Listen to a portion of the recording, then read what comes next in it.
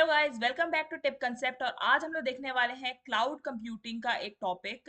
वो है आपका GFS. GFS stands for Google file system. अब यहाँ पे मैंने दो क्वेश्चन दिए। यूजुअली जीएफएस आपको या तो है ना शॉर्ट नोट में पूछ देगा, ठीक है, या कंपेयर करने पूछा जाता है जीएफएस और एचडीएफएस को। एचडीएफएस होता है आपका हडूप डिस्ट्रीब्यूटेड फाइल सिस्टम, ठीक है, और ये होता है आपका गूगल फाइल सिस्टम। अब गूगल फाइल सिस्टम का है ना बहुत ही शॉर्ट में ये वीडियो रखेंगे हम लोग, ज्यादा डीप में नहीं जाएंगे, बट इतना पर्याप्त रहेगा कि आप आराम से समझा सको। गूगल फाइल सिस्टम नाम से ही पता चल रहा है किसने बनाया है, गूगल ने। गूगल ने बनाया है इसको। और गूगल ने क्यों बनाया है? क्योंकि उन्हें है ना अपना डेटा स्टोर करने के लिए जरूरत थी, इसलिए उन्होंने गूगल फाइल सिस्टम बनाया था। फिर बाद में इसको पब्लिकली अवेलेबल कर दिया गया फॉर अदर पर्पसेस, लाइक बोलते ना हम लोग भी यूज कर पाते हैं गूगल फाइल सिस्टम को। बट पहले जब इनिशियली बनाया था तो इन्हें अपने है ना डेटा को स्टोर करने के लिए बनाया था। अब गूगल में मेजरली दो टाइप का डेटा स्टोर होता है। गूगल फाइल सिस्टम में दो टाइप का डेटा स्टोर होता है। एक तो हो गया आपका फाइल डेटा, जो फाइल में डेटा रहेगा, और दूसरा फाइल का मेटा डेटा, ठीक है। अब इसका जल्दी से हम लोग एक स्ट्रक्चर बना लेते हैं गूगल फाइल सिस्टम का।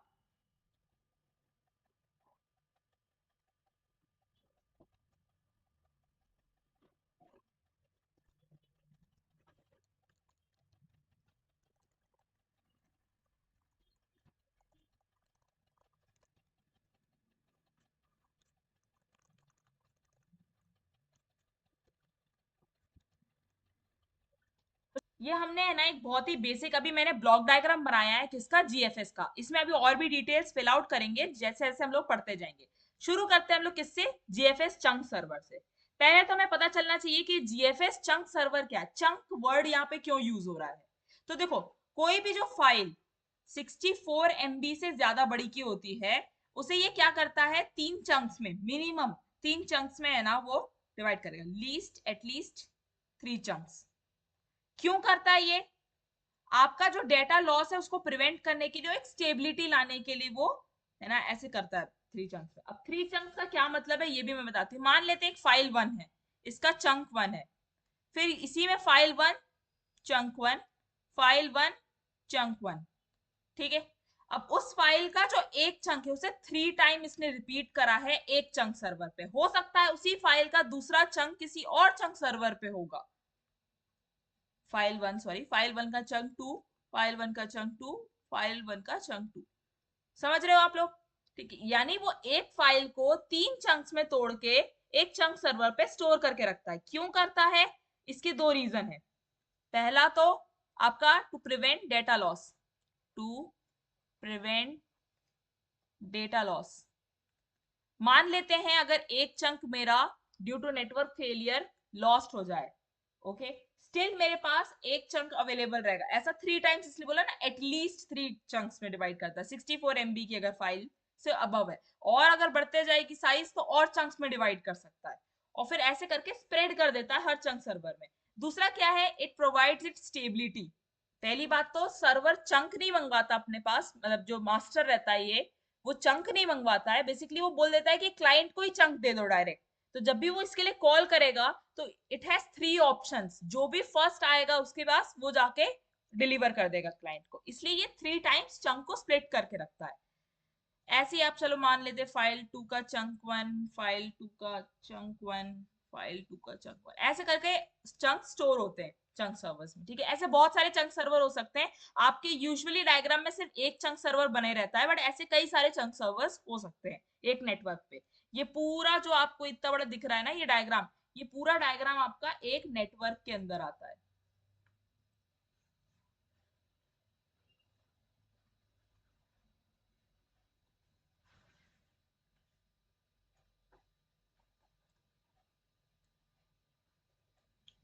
ओके, तो यहाँ तो आप समझ गए चंक सर्वर क्या हो गया, लोकल फाइल। हर चंक सर्वर का एक लोकल फाइल सिस्टम है, इतना यहाँ तक क्लियर होना चाहिए अपने को।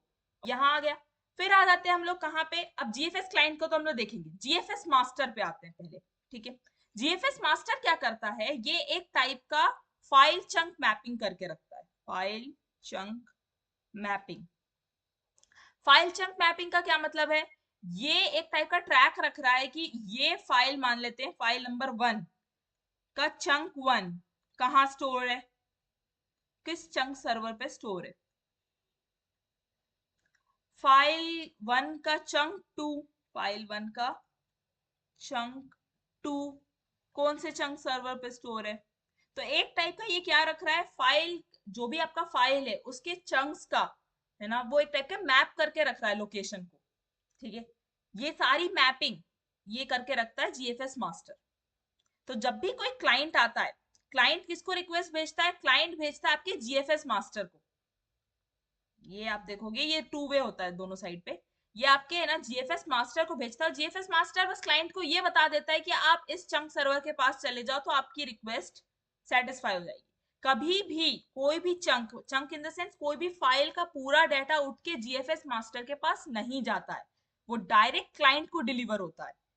मास्टर सिर्फ क्या बता रहा है आपको कि आपको फाइल नंबर 1 चाहिए, अच्छा आपको इस चंक सर्वर पे मिल जाएगी, आप जाओ वहां से ले आओ data. Okay, chunk location manager आपको उतना इंपॉर्टेंट कंपोनेंट नहीं होता है ये, बट ऑब्वियसली जो चंक सर्वर्स की लोकेशन है ये सब है वो कौन प्रोवाइड करेगा, तो इसलिए चंक लोकेशन मैनेजर रहता है जो प्रोवाइड करता है जीएफएस मास्टर को। और जीएफएस मास्टर एक टाइप की इंडेक्सिंग करके रखता है इन चीजों की, मैपिंग बोल लो इंडेक्सिंग बोल लो, वो करके रखता है कौन, जीएफएस मास्टर। ठीक है,